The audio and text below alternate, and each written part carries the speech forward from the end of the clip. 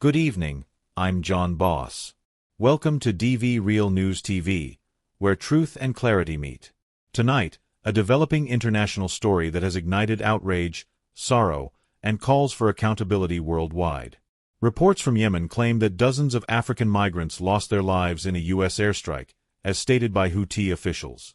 While information continues to emerge, here are 5 major takeaways you need to know about this deeply concerning event.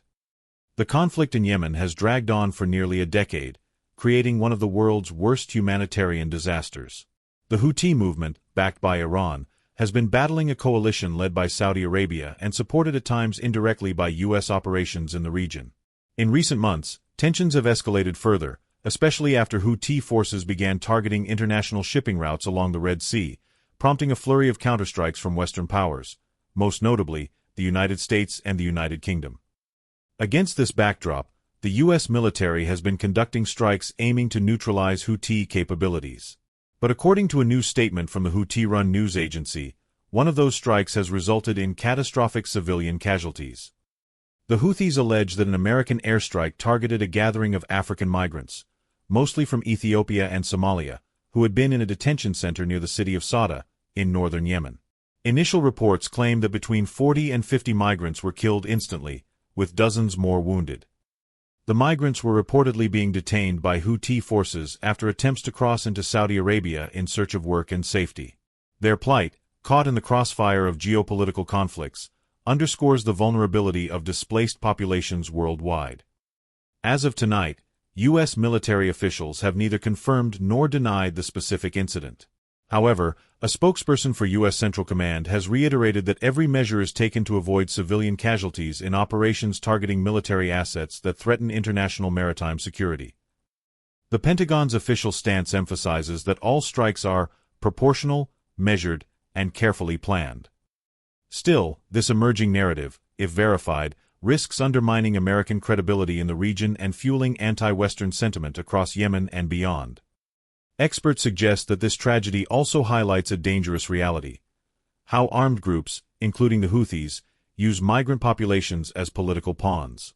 There have been accusations that migrants are held in poor conditions, denied basic rights, and sometimes used as human shields or bargaining chips during negotiations with international bodies. In Yemen, African migrants are often stuck in limbo, caught between violence, poverty, and exploitation. As strikes intensify, their plight worsens, and humanitarian organizations are demanding immediate international intervention to protect them. In response to these allegations, several international human rights groups, including Amnesty International and Human Rights Watch, have called for an independent investigation. They stress that if proven, this incident could constitute a violation of international humanitarian law. The United Nations has already called for restraint by all parties involved and urged respect for the lives of migrants and civilians. Meanwhile, diplomatic tensions are expected to rise, with increased scrutiny on U.S. military operations in Yemen moving forward. Tonight's story is a stark reminder of the hidden victims of modern warfare, those who flee violence only to find themselves trapped in new, deadly conflicts. As we await further clarification from all sides, DV Real News TV will continue monitoring the situation closely. For now, our thoughts are with the victims, their families, and all those caught in this relentless cycle of war and displacement. In the ongoing war between Russia and Ukraine, Russian President Vladimir Putin has announced a unilateral 72-hour ceasefire set for early May. Meanwhile, Ukraine signals its readiness to discuss a longer-lasting ceasefire if certain conditions are met. What could this mean for the future of the conflict, and how are global leaders reacting? Stay with us as we break down the key points, the background, and the possible outcomes. According to official sources from the Kremlin, President Putin has ordered a temporary halt to Russian offensive operations starting May 1st at midnight Moscow time. The ceasefire will reportedly last for 72 hours and covers most frontline regions, including the embattled Donetsk, Luhansk, and Kherson territories. Putin framed the truce as a goodwill gesture, intended to allow civilians to evacuate conflict zones safely and to give diplomatic channels a chance to open broader discussions on peace. However, questions linger about the true motivations behind the move. In Kyiv, the response was cautious but hopeful. President Volodymyr Zelensky's office issued a statement welcoming the pause in fighting, describing it as a small but necessary step. Ukrainian officials emphasized, however, that they would only engage in talks toward a lasting and full ceasefire, not just a temporary pause, if Russian forces agree to withdraw from occupied territories. Ukraine's conditions for a full ceasefire remain firm: restoration of territorial integrity, justice for war crimes, and firm security guarantees. Military analysts suggest there may be strategic reasons behind Russia's sudden truce announcement. Recent battlefield reports indicate mounting logistical problems for Russian forces, as well as growing domestic dissatisfaction back home over a war that continues to drain resources and lives. Some believe the 72-hour truce could serve as a strategic pause, a time to resupply, reorganize, and avoid catastrophic losses, especially in the face of recent Ukrainian counteroffensives. World leaders have reacted with cautious optimism. U.S. Secretary of State Antony Blinken stated that any reduction in violence is welcome, but warned that temporary measures must not replace meaningful negotiations.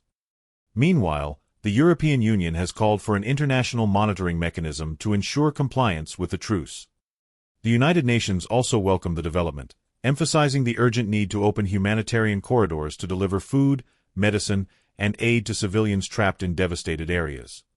For ordinary Ukrainians, the announcement offers a glimmer of hope. Families torn apart by 2 years of relentless fighting are eager for even a brief respite. In towns like Bakhmut, Mariupol, and Kyiv, residents are preparing to use the ceasefire window to seek medical aid, reunite with loved ones, and possibly flee the war-torn regions. International NGOs and humanitarian agencies are on high alert, preparing rapid deployments of assistance during the 72-hour window. The big question remains: will this temporary ceasefire pave the way for serious, durable negotiations? Experts are divided. Some believe that once the guns fall silent, public pressure inside Russia and Ukraine may grow to make that silence permanent. Others warn that without major concessions on either side, fighting could easily resume even more ferociously once the truce ends. Both sides seem to recognize that the war has reached a point of mutual exhaustion. Whether that translates into real diplomacy or just another cycle of violence remains to be seen. In the coming days, the world will be watching and hoping. This fragile ceasefire could either mark the beginning of the end of Europe's bloodiest conflict since World War II, or simply another brief pause in a war with no clear end in sight. At DV Real News TV, we will continue bringing you real-time updates, fact-based analysis, and the voices of those most affected by the war. For now, we join millions around the world in hoping for peace, even if only for 72 hours. I'm John Boss. Thank you for watching. Stay safe, stay informed.